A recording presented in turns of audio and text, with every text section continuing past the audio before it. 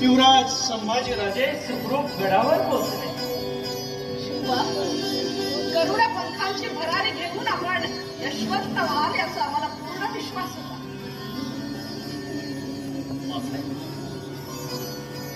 मासाहेब, तुमचा हा शिवबा आता पूर्वी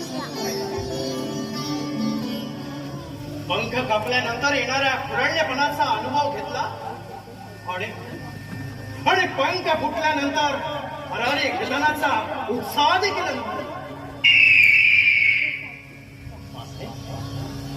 तुम्ही आम्हाला गरुड समजता. होय शिवा. मग एकच लक्षात ठेवा, एक ना एक दिवस या गरुडाची सावली साऱ्या हिंदुस्थानावर बदलली जाईल. कारण